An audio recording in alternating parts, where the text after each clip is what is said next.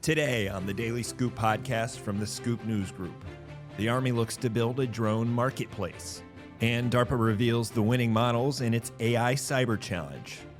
It's Monday, August 11th, 2025. Welcome to the Daily Scoop podcast, where you'll hear the latest news and trends facing government leaders. I'm the host of the Daily Scoop podcast, Billy Mitchell. Thanks so much for joining me. All right, let's dive into today's top headlines. The Army will be creating a marketplace to better match drones with units based on their requirements. With so many vendors providing a variety of unmanned aerial systems, it can be difficult for formations to determine if certain systems will in fact meet their needs. Colonel Danielle Medaglia, project manager for UAS at the Program Executive Office for Aviation in the U.S. Army, shared details about the new initiative during a recent teleconference, saying it is meant to ensure drone products do what they advertise they can do, along with confirming NDAA compliance and other specs.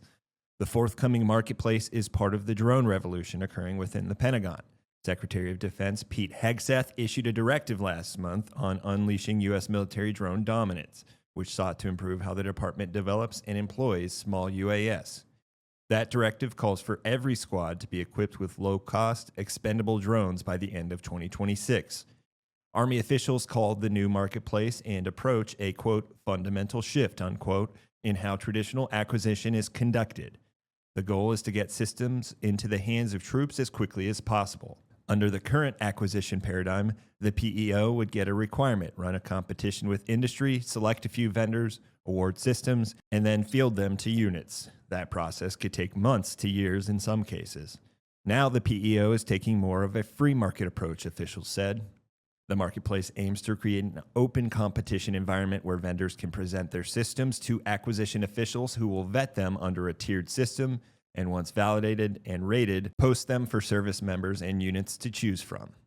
In other news, the Pentagon's 2-year public competition to spur the development of cyber reasoning systems that use large language models to autonomously find and patch vulnerabilities in open source software concluded last Friday with $8.5 million awarded to 3 teams of security specialists at DEF CON. The Defense Advanced Research Project Agency, or DARPA's AI Cyber Challenge, seeks to address a persistent bottleneck in cybersecurity, patching vulnerabilities before they are discovered or exploited by would-be attackers. DARPA Director Stephen Winchell said, quote, "We're living in a world right now that has ancient digital scaffolding that's holding everything up.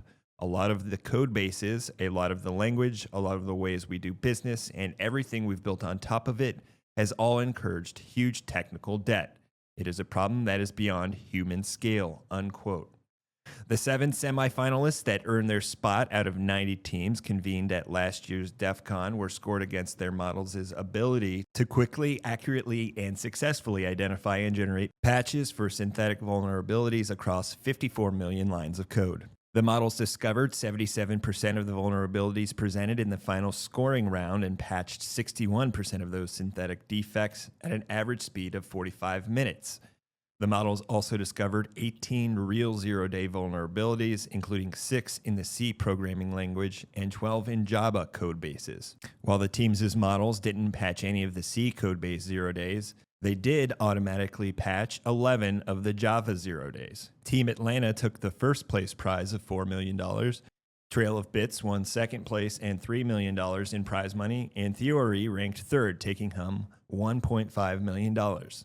The competition's organizers allocated an additional $1.4 million in prize money for participants who can demonstrate when their technology is deployed into critical infrastructure. Representatives from the 3 winning teams said they plan to reinvest the majority of the prize money back into research and further development of their cyber reasoning systems or explore ways to commercialize the technology. 4 of the models developed under the competition were made available as open source on Friday, and 3 of the remaining models will be released in the coming weeks, officials said. For more news at the intersection of the federal government and technology, make sure to visit fedscoop.com. Thanks so much for tuning in to another episode of the Daily Scoop podcast, available on all podcast platforms. If you've already rated the podcast on your platform of choice, thanks so much. High ratings and good reviews of the show help more people to find it. The Daily Scoop podcast is a production of the Scoop News Group in Washington, D.C. Adam Butler and Carlin Fisher help put the show together, and the entire Scoop News Group team contributes. We'll be back tomorrow with more top headlines. Until then, I'm your host, as always, Billy Mitchell. Thanks so much for listening.